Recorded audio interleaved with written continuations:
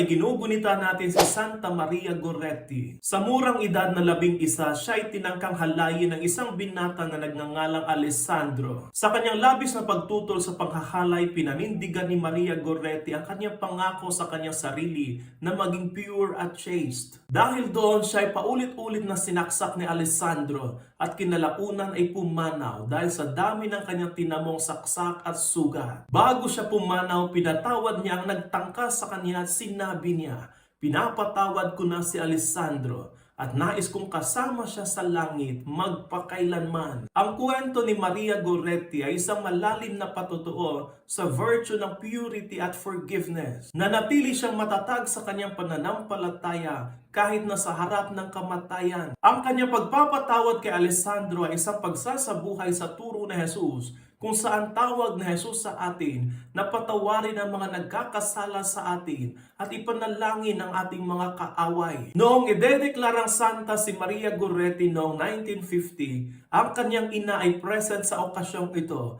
at nasaksihan ng kanyang anak na maiproklamang santa sa buong simbahan. Santa Maria Goretti, ipanalangin mo kami.